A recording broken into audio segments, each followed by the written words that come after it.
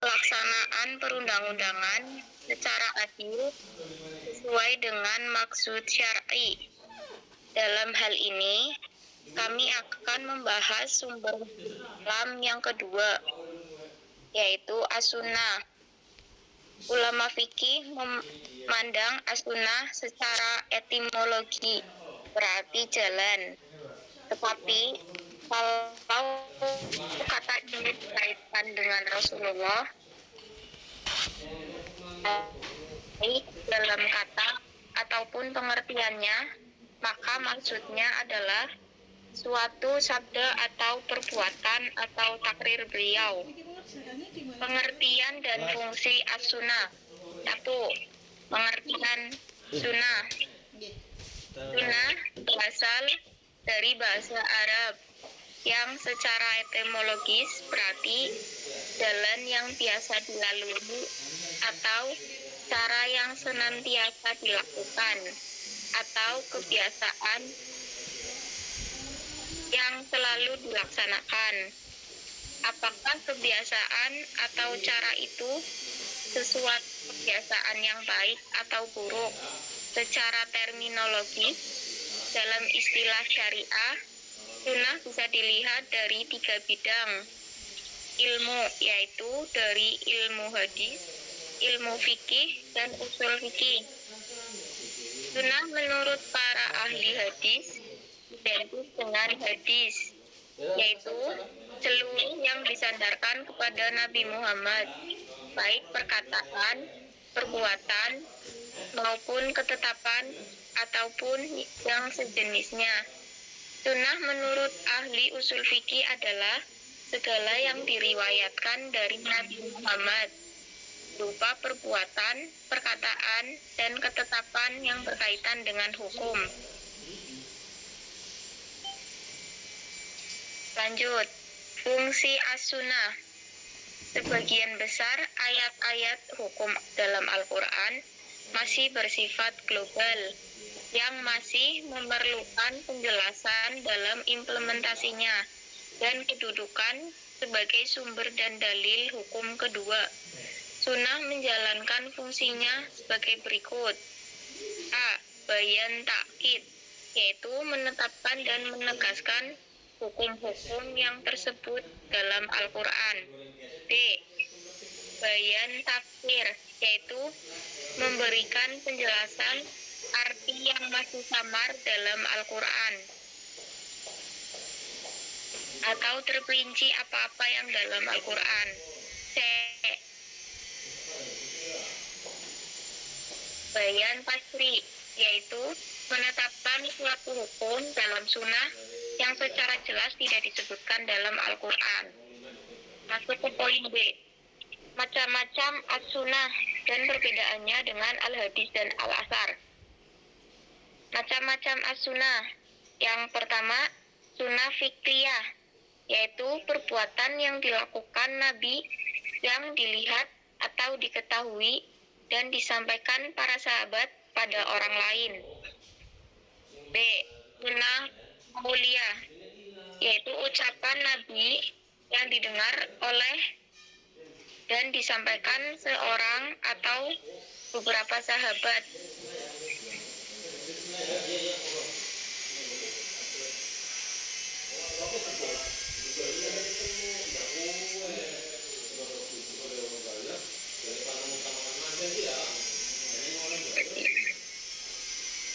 Yang dilakukan di hadapan Nabi, tetapi Nabi hanya diam dan tidak menyegahnya.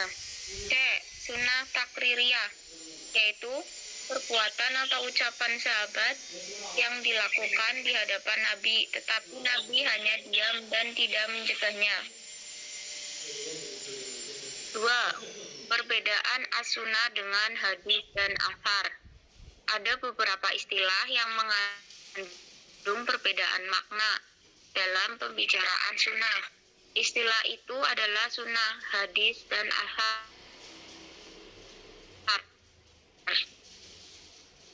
Istilah sunnah bisa disandarkan kepada Nabi, gunakan hanya terbatas kepada terhadap apa yang datang dari Nabi Muhammad.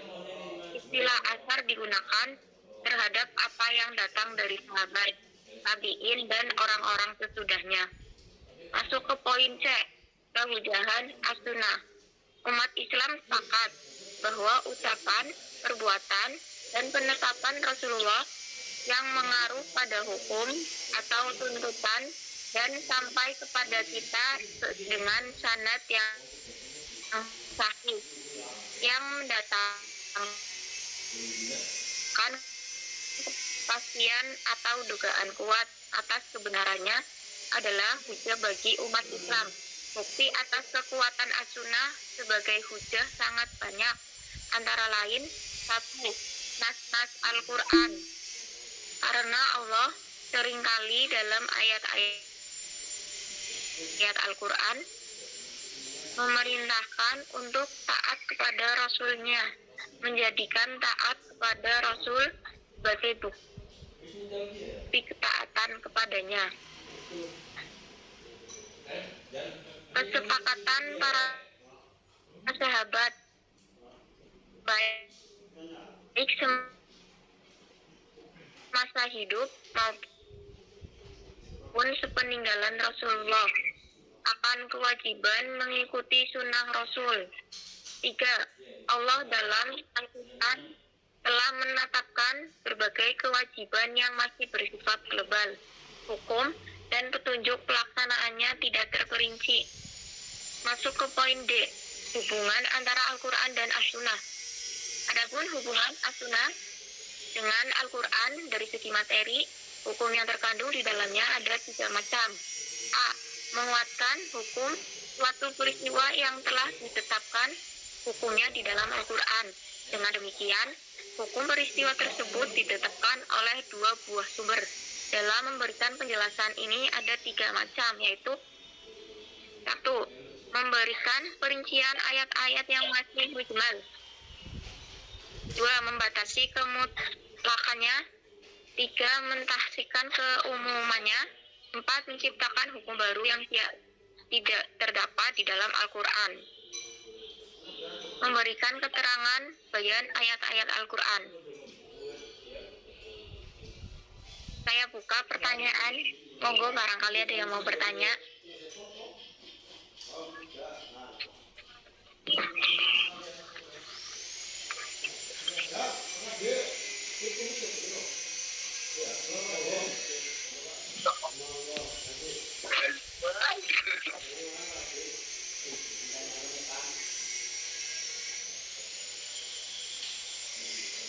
Monggo barangkali ada yang mau bertanya. Bahid. Bahid. Bentar Mas. Dalam. Iya, mau izin bertanya Bahid. Dalam. Assalamualaikum warahmatullahi wabarakatuh. Di terdapat sunnah takriyah nih Bahid. Dalam terdapat penjelasan sunnah takriyah. Nggih. Putus-putus Mas. Putus-putus.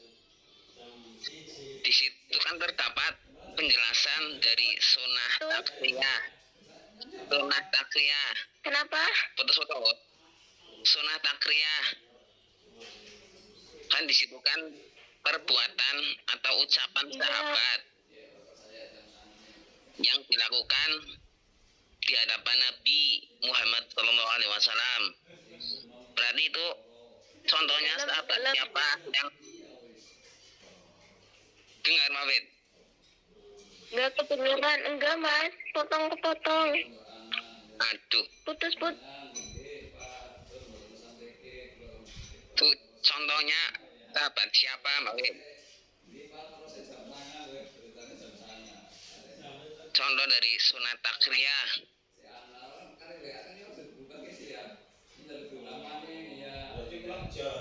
Bagus.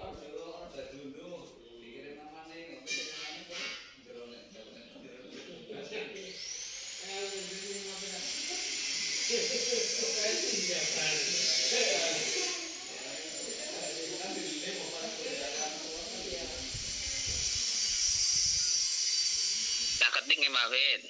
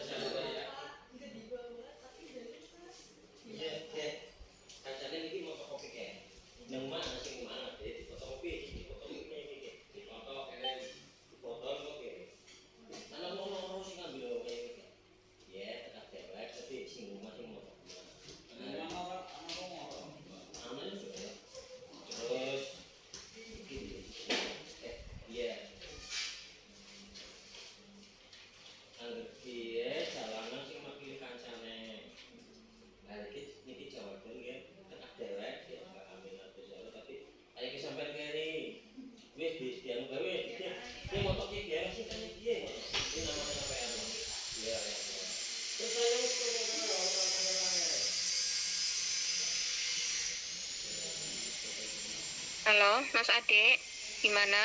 Jadi Mbak Fit. bertanya? Iya, Kedengeran? iya mending Mas. Nih, situ kan terdapat penjelasan sunnah takriyah. Oke. Sunnah takriyah. Yaitu perbuatan atau ucapan sahabat yang dilakukan di hadapan Nabi Muhammad SAW. Berarti itu contohnya sahabat siapa Mbak Fit? Yang mengucapkan dan Kenapa dalam Mas? itu contohnya Mbak sahabat Fit, siapa? Sahabat Fit. siapa ucapkan? Mbak Fit, dalam itu Mbak Ama Mbak Fit Neja di ACC dulu. Mbak Neja belum bisa masuk. Oh belum. Soalnya Dapat tidak jadi Mbak Fit? Tapi fungsinya apa sih? Lanjut pertanyaan yang lain dulu. Itu sahabatnya siapa? Iya Mas Ade. Sahabat siapa yang melakukan perbuatan tersebut dan dalam apa Mbak Fit itu? Di Google Meet.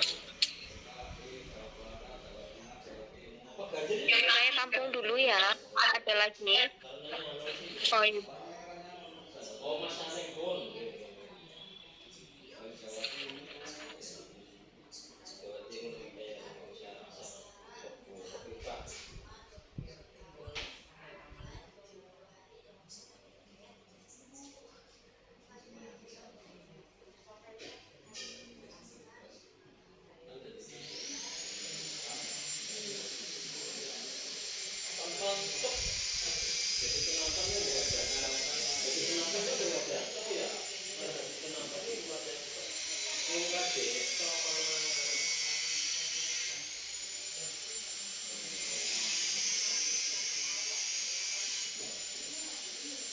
Mbak Fit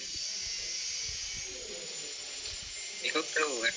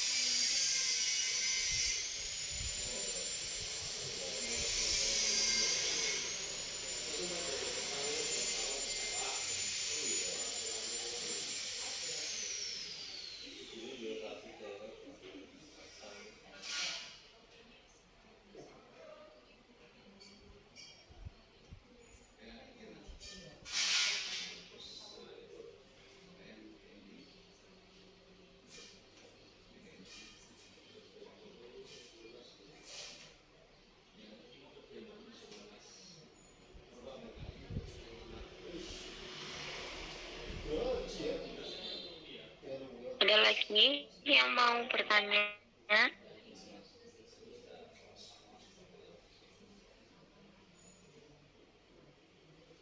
Mohon izin.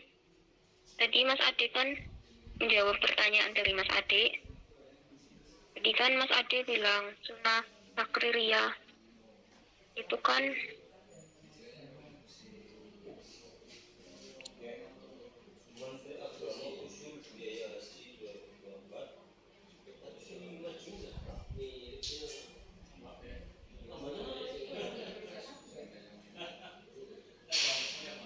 Mas Ade.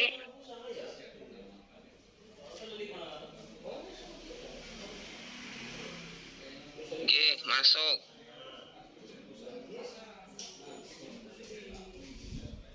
Contoh Halo, tadi sahabatnya dengar? dalam-dalam dengar. Iya tadi kan Contoh sahabatnya izin menjawab. Putus-putus. dan perihal. Enggak, aman-aman. Contoh sahabat dan dalam Tadi kan perihal Mas nopo Ade hal itu. tanya takririyah. Sunnah takririyah itu sendiri kan perbuatan atau ucapan sahabat yang dilakukan di hadapan Nabi. Yang ditanyakan sahabatnya itu siapa? Di sama dalam hal nopo itunya mengutarakan sesuatunya. Iya, di situ kan sahabat Nabi kan bukan hanya satu dua orang ya, banyak yang mengucapkan ibaratnya tentang Dalam perihal misal pernah melihat Nabi sedang melakukan apa, terus sahabat itu bilang, terus di situ Nabi itu hanya diam tapi tidak mencegah, jadi hanya mendengarkan. Sahabat Nabi kan itu dari mulai Khulafaur Rasyidin seperti Umar bin Khattab, Utsman bin Affan, Ali bin Abi Thalib, Abu Bakar As-Siddiq, itu kan juga sahabat Nabi ya. Oke. Itu Tadi perihalnya untuk maafin. Perihal perbuatannya atau ucapannya sahabat itu. Perbuatan atau ucapan sahabat itu sendiri mengatakan apa ya? Contohnya ya. Halo? Kedengeran.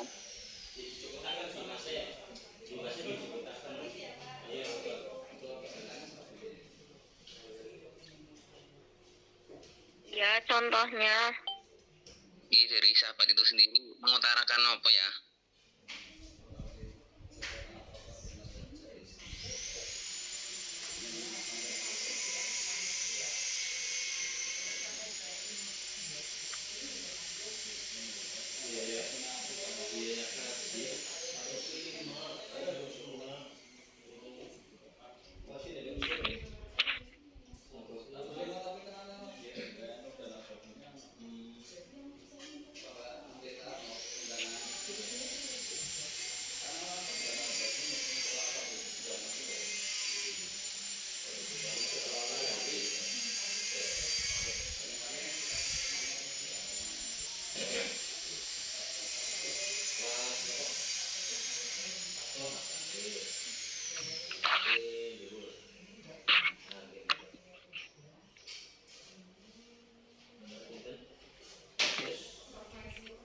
pertanyaan lagi ya.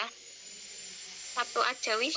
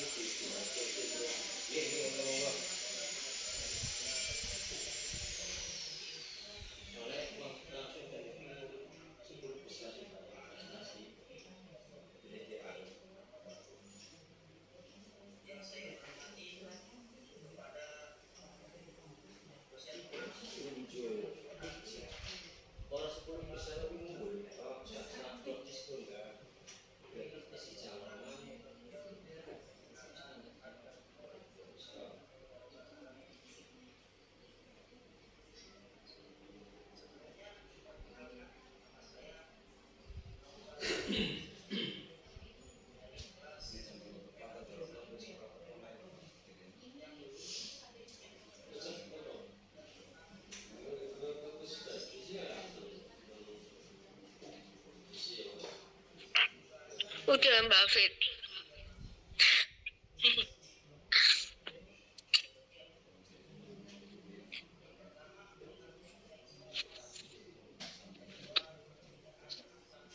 Kayaknya tadi Pak Samsulai keluar deh.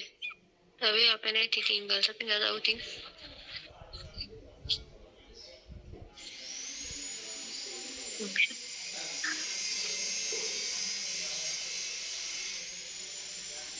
Pak Samsul keluar? Enggak.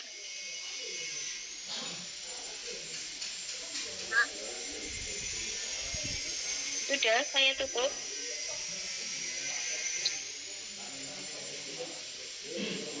Itu Mbak, Japri dosennya dulu Mbak.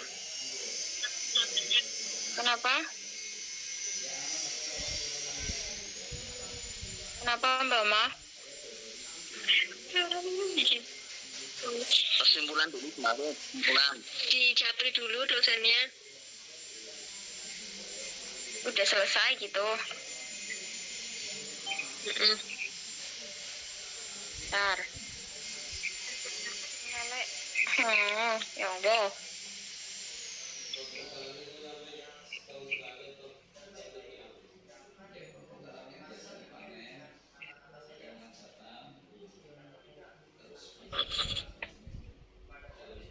Mana ya WA? Japri, apa di grup? Terserah. Di grup. Nanti karena udah ini.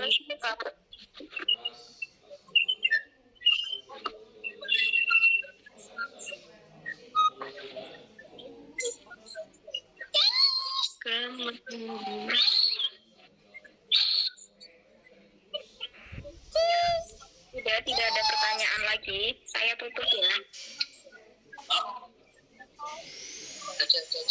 Monggo Pak, mau menambahkan? Mas Ana mau menambahkan? Monggo Pak dosen.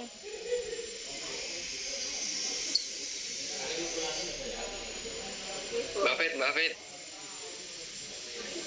Yang dua. Mbak Fit.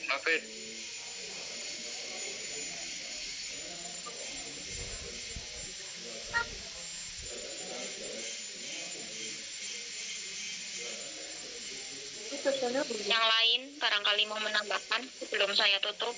Saya mau bertanya kok. Halo? Mbak Fit. Ada yang mau bertanya? Saya. Oh ya, Mas Muklis.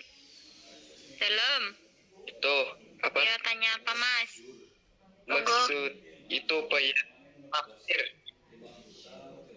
Yaitu memberikan penjelasan arti yang masih sama dengan Al-Quran. Mana sama dengan Al-Quran atau terperinci apa-apa dengan Al-Quran. Salam.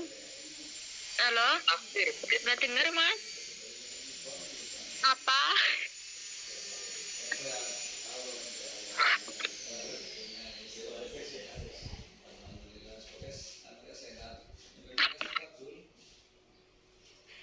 Grup.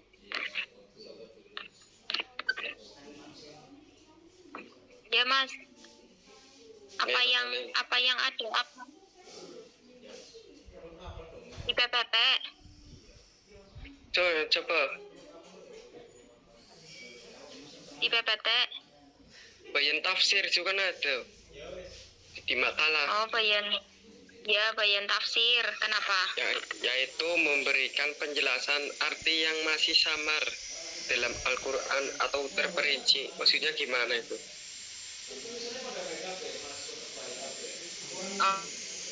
Oh, dijelaskan ya.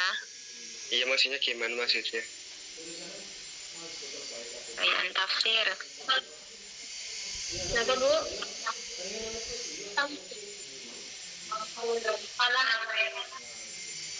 Lapor di PKM.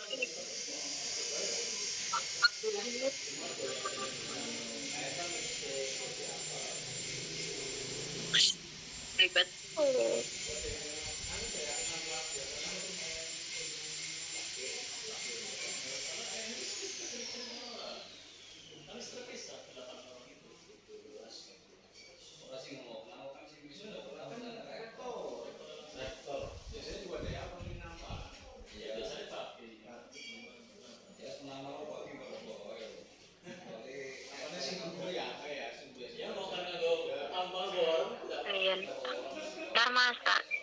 rampung dulu.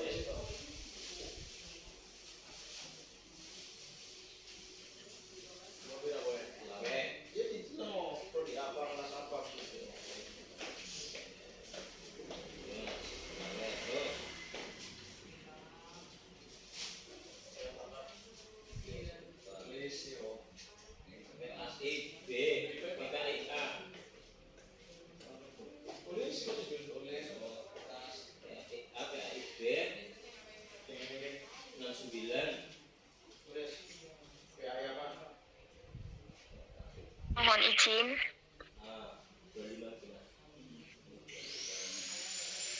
mencoba menjawab pertanyaan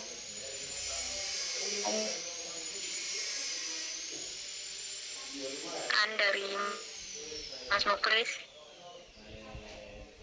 Tadi yang terakhir ya,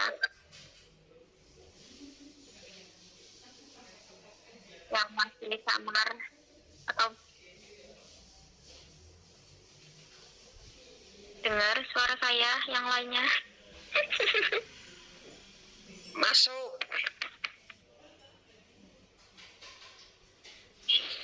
Dengar Mafi, dengar. Masuk. Iya, tadi kan bayan tafsir itu mana ya? Memberikan penjelasan arti yang masih samar dalam Al-Quran atau terperinci apa-apa yang dalam Al-Quran. Jadi kan di sini seperti hadis ya, seperti hadis itu jadi sumber hukum yang kedua dalam Al-Quran.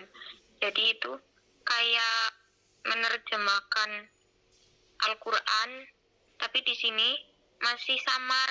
Jadi semisal kayak hukum seperti hukum merokok itu kan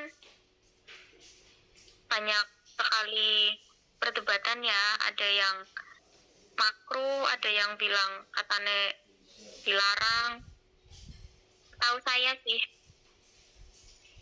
itu jadi masih samar. Terus kayak semisal kalau berpuasa itu kan ada yang membolehkan untuk gosok gigi, ada yang tidak membolehkan. Jadi seperti itu kira-kira Mas Oklis dan yang lainnya. Ada yang mau menambahkan? Samar berarti itu masih ada apa ya? Iya. Belum jelas itu. Iya, belum jelas. Iya. Beneran. Iya. Ada sebagian yang berpendapat boleh dan ada sebagian yang berpendapat dilarang gitu, Mas. Ini kan kayak tafsir ya, penafsiran Al-Quran. Bisa dipahami? Ada yang mau menambahkan?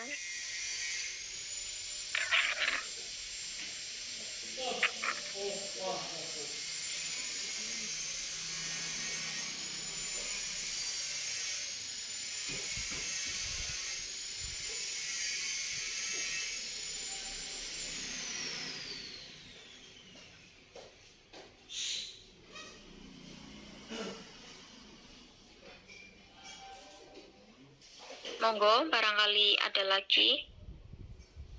Monggo. Kalau tidak ada, mau saya tutup.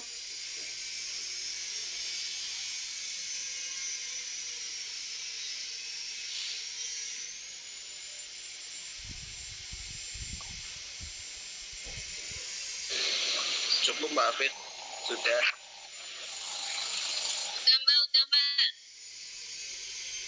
Monggo, Pak Sams. Saya bacakan kesimpulannya. Dari materi di atas, setidaknya ada beberapa poin yang dapat disyarikan dalam tema singkat tentang as-sunnah. As-sunnah adalah segala sesuatu yang diriwayatkan oleh Nabi, baik secara perkataan, perbuatan, dan penetapannya.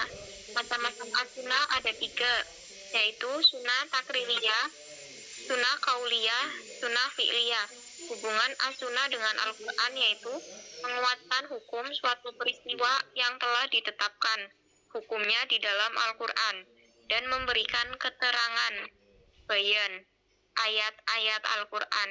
Terima kasih. Wassalamualaikum warahmatullahi wabarakatuh. Waalaikumsalam warahmatullahi wabarakatuh. Waalaikumsalam warahmatullahi wabarakatuh.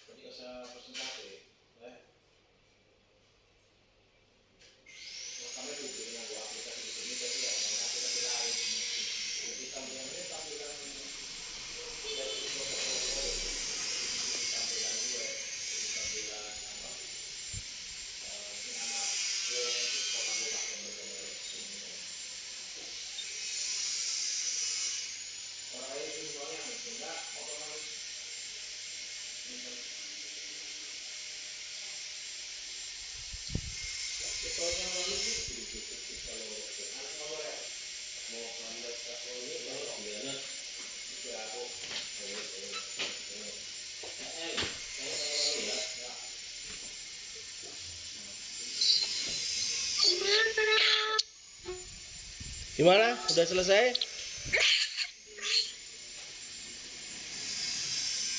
Udah selesai? Gimana? Udah selesai? Udah, Pak. Sampun, Pak. Gimana pertanyaannya apa? Pertanyaannya?